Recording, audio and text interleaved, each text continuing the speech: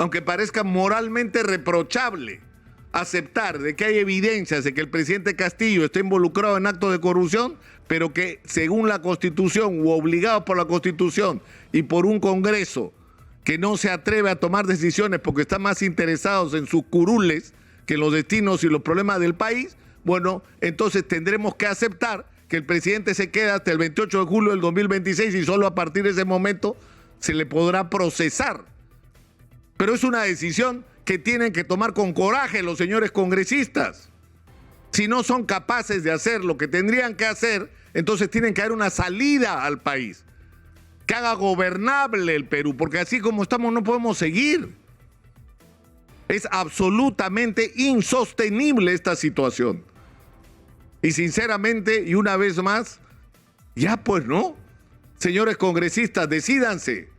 Si no tienen los votos para vacar al presidente, entonces propóngannos cómo vamos a salir de este entrampamiento.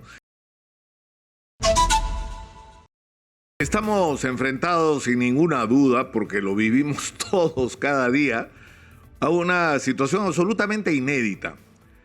Es decir, nunca en la historia del Perú se había investigado a un presidente en ejercicio por estar involucrado en presuntos actos de corrupción. Y esto ocurrió así en el pasado porque lamentablemente el artículo 117 de la Constitución vigente establece que el presidente de la República no puede ser acusado sino por el delito de traición a la patria. Al igual que por otras razones, pero que en lo que se refiere a delitos, solo por el delito de traición a la patria. ¿Esto qué significa? Que si hay evidencias de que el presidente está involucrado en actos de corrupción, lo que se hizo en anteriores oportunidades es simplemente mirar para el techo y esperar que el presidente termine su mandato, y solo al terminar su mandato se hicieron investigaciones que todos sabemos en qué terminaron en prácticamente todos los casos, en hallar responsabilidad y en encontrar una situación en la que los expresidentes de la República de las últimas décadas deberían ir todos presos. Ahora bien, se decidió algo distinto sobre Pedro Castillo, lo que desde mi punto de vista personal está bien y debió ocurrir antes. Es decir, no solamente debió modificarse ese artículo de la Constitución hace rato, el primer día que se instaló, por ejemplo, este nuevo Congreso, y establecer una modificación constitucional que permita que por delitos graves como el de corrupción el presidente sí pueda ser investigado, acusado y destituido de la presidencia de la República. Lamentablemente esto no se hizo, pero lo que decidió el Ministerio Público, porque no fue una decisión personal de Patricia Benavides, la actual fiscal de la Nación, se decidió que considerando que había indicios razonables para por lo menos abrir investigación, esta se abriera sobre el presidente de la República. Y esta decisión lo que nos enfrenta es a una situación sumamente complicada. Porque ¿qué pasa? Como ha ocurrido, que la fiscal de la Nación empieza la investigación y concluye que hay evidencias de que el presidente de la República no solo estaría involucrado en actos de corrupción, sino sería, según la fiscal de la Nación, el líder de una organización criminal estructurada al interior del gobierno para realizar actos de corrupción. Es decir, para aprovecharse del control del aparato del Estado para enriquecerse ilícitamente. El problema es que según el artículo 117 de la Constitución no lo puede acusar.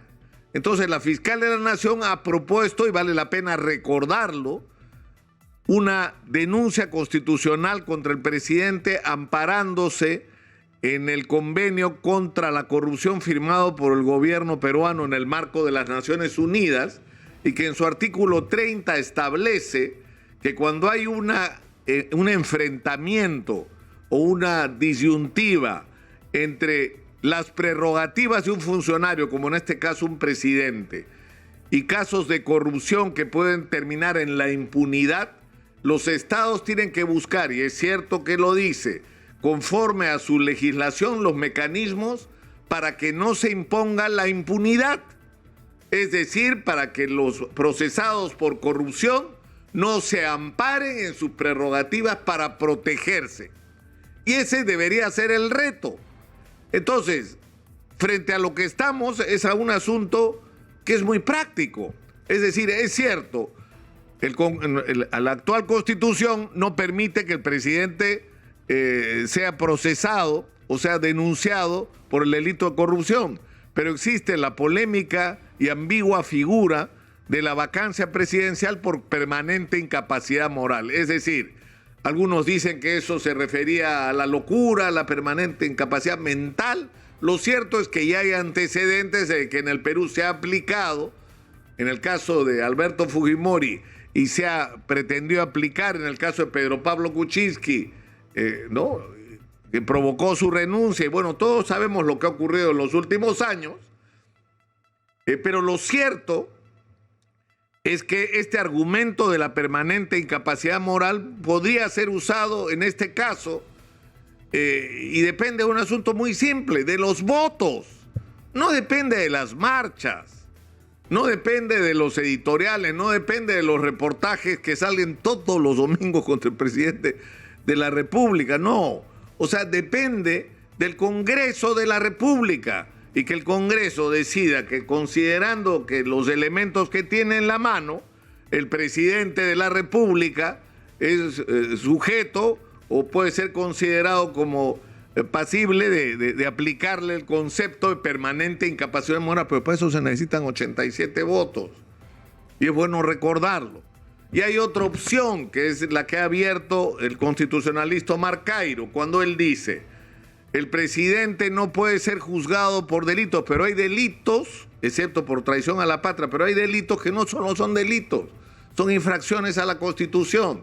Por ejemplo, proteger a un prófugo de la justicia no solo es un delito de obstrucción a la justicia, es una infracción constitucional. Y la propia Constitución establece que cuando el presidente o un funcionario comete una infracción constitucional, hay un procedimiento según el cual la comisión permanente lo acusa ante el Pleno del Congreso, y ahí se vota la suspensión, la destitución, ¿no?, del presidente de la República, y abre el proceso, ¿no?, la inhabilitación para procesarlo y ponerlo en manos de la justicia, y que por lo tanto deja de ser presidente. Pero una vez más, para esto se necesitan votos. Ya no 87, se necesitan menos, se necesitan los 2/3 de 100. ¿Por qué de 100? Porque los 30 miembros de la comisión permanente no pueden votar en esta decisión porque son ellos los que acusan. Y una vez más, terminamos en el mismo punto.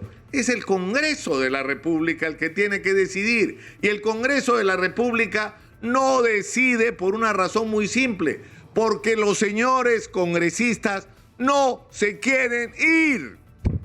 Nada más, a eso se reduce todo.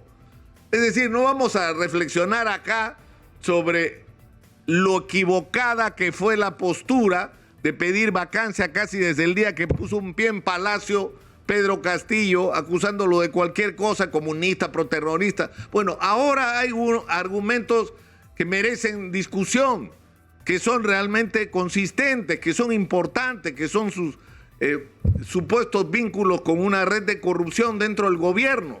Pero en fin, lo cierto es que ahora, como desde el comienzo, todo depende del Congreso y los señores no quieren votar. Entonces, algo hay que hacer en esta situación.